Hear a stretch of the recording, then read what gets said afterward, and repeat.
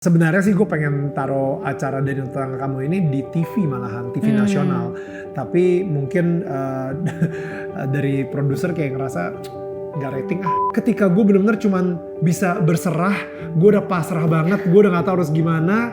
Gue cuman ngomong, Tuhan tolong. Boom, langsung ditolongin. Comparing, oh my goodness, comparison ya, gila ya.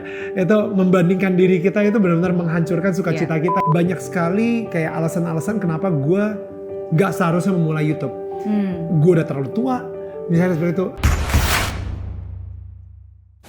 Kegagalan bukan akhir dari segalanya, kesuksesan juga tidak selalu ada selamanya. Suka duka silih berganti, tapi kemauan dan keyakinan untuk terus melangkah itu yang harus dimiliki. Dan di Zero to Hero hari ini, saya mendatangi sosok spesial Daniel Mananta. What's up?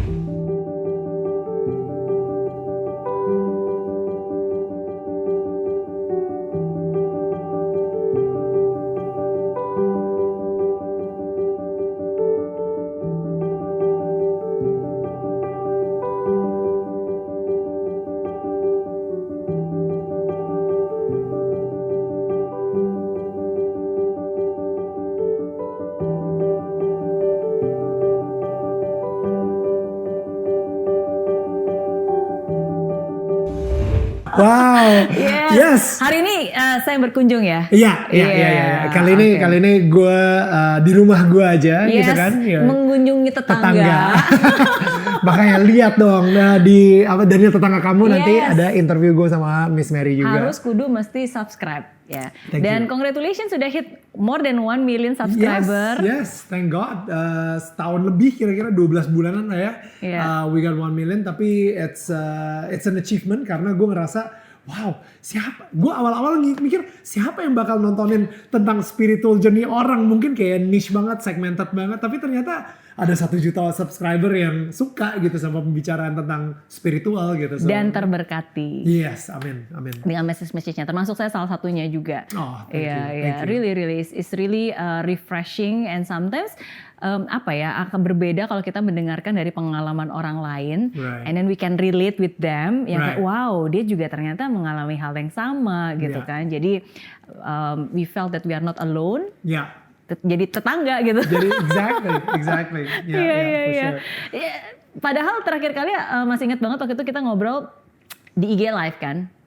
IG story, waktu itu zaman pandemi lah ya, IG Live. Iya, awal-awal. Iya, terus akhirnya sekarang udah menjadi podcast sendiri. Jadi beneran, iya itu yang pas IG Live tuh gue masih kayak ngetes the water and everything dan ternyata the feedback was really good dan akhirnya pas gue ya itu kali ya, gue emang orangnya itu gak risk taker banget gitu. Jadi gue coba IG Live dulu deh. Oh IG Live ternyata banyak yang komen. Oh ternyata banyak ini. Dan akhirnya baru kita berani YouTube gitu. Oke, tapi berarti pada saat itu udah ada perencanaan, udah kira-kira ini bakal mau dibawa ke YouTube? Udah ada. Sebenarnya sih gue pengen taruh acara Daniel Tetangga Kamu ini di TV malahan, TV nasional. Tapi mungkin dari produser kayak ngerasa nggak rating ah. Ya udah kalau kayak gitu gue puternya di YouTube gue sendiri, gue bikin YouTube channel ya. Oke. Tapi kalau misalnya ada tawaran, would you want to go into TV? Sorry, kalau misalnya dulu itu iya dulu. Cuman sekarang ini kan kita udah ada 1 juta subscriber dan I think kita udah we prove them kalau misalnya ternyata ada marketnya.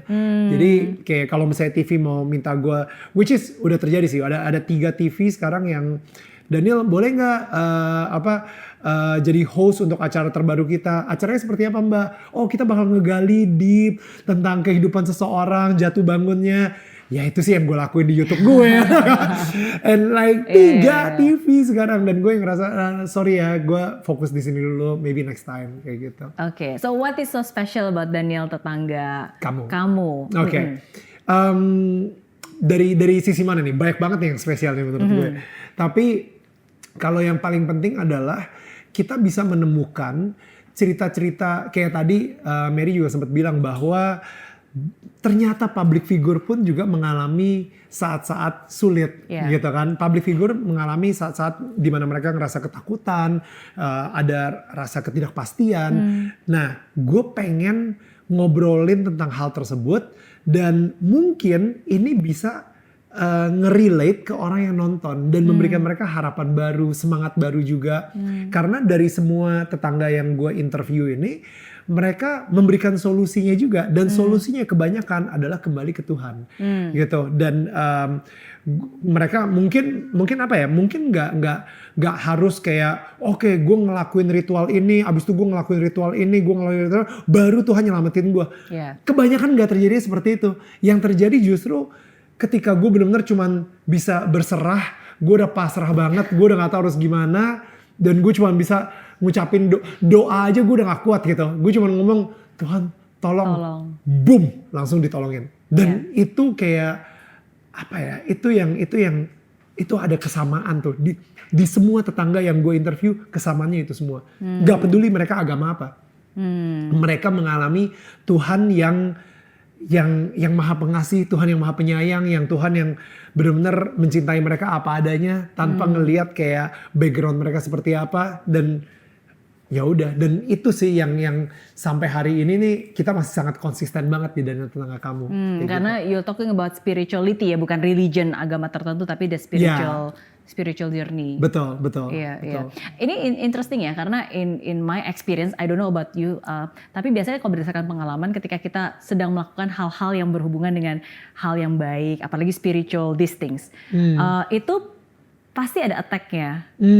Spiritual attack. That's good. Yeah. Maksudnya sometimes pasti kan ada orang-orang atau ada hal-hal yang sebenarnya nggak mau ini terjadi karena this is good for the people kan, this is good for spiritual things gitu. Pasti kan akan ada attack everywhere gitu. At least this is basically on my own experience. Sometimes kadang-kadang seperti itu. Do you experience the same thing and what kind of attack dalam tanda kutip? Pasti kalian di sini pernah dengar yang namanya self sabotage gitu. Jadi sebelum gue mulai, gue banyak menyabotase diri gue sendiri dari segi kayak lu kan TV, lu begitu masuk ke YouTube, lu lihat deh banyak banget tuh artis-artis TV yang masuk ke YouTube tapi nggak kemana-mana gitu. Akhirnya nggak, subscribernya nggak ada, malu lah lu nanti kayak gitu.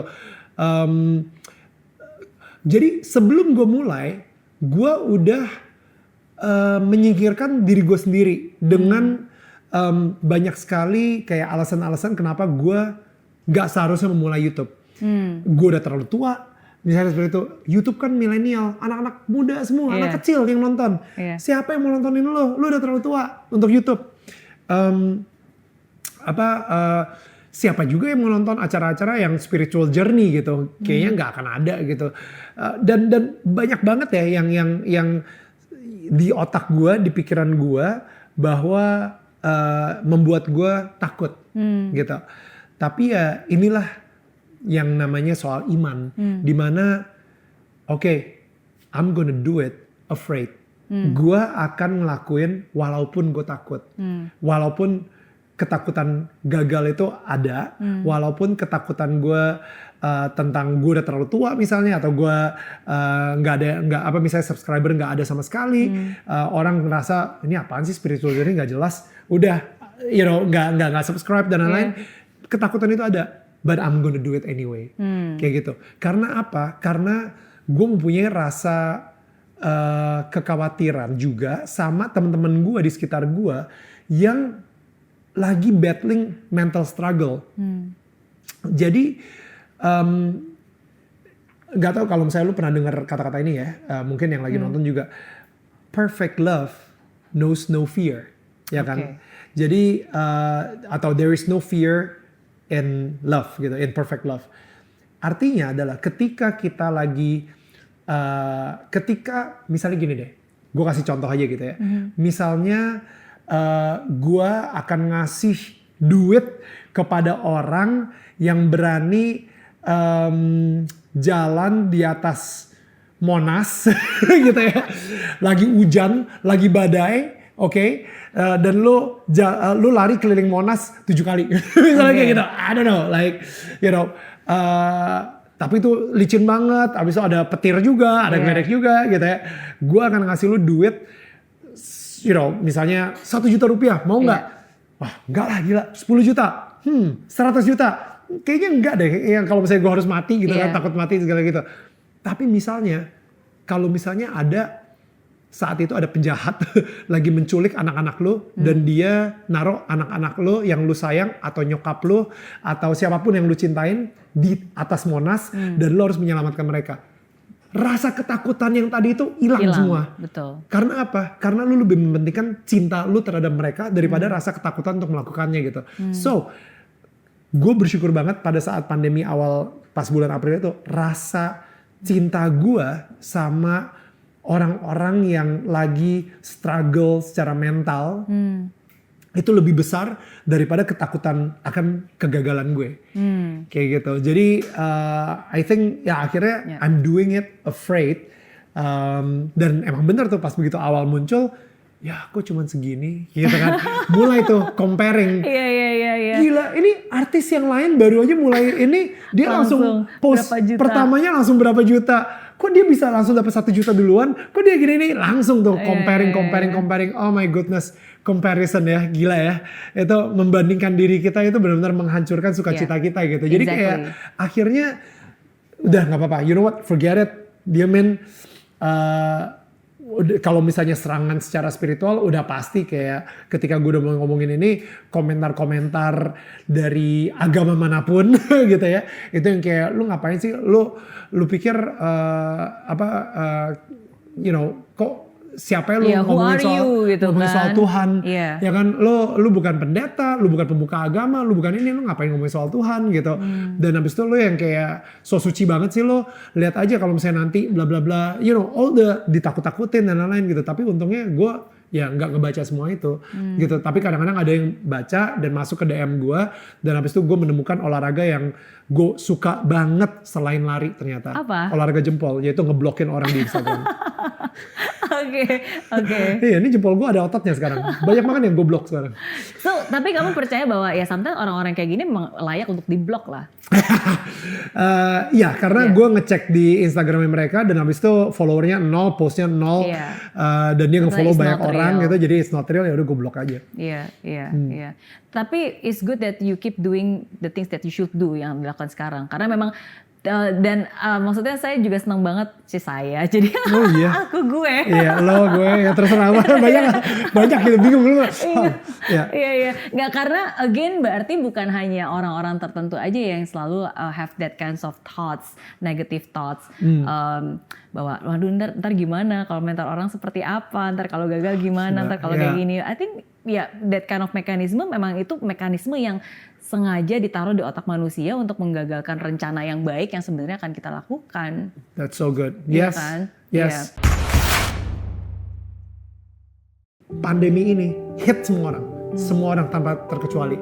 Tapi yang berbeda adalah narasi yang dibangun di dalam otak kita.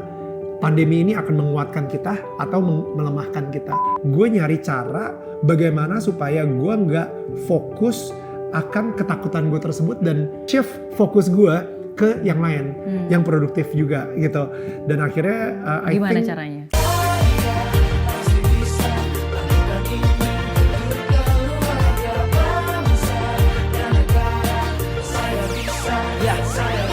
Laksana bumi tanpa hujan, hidup tanpa tujuan, kering dan mati tanpa hijaunya tumbuhan.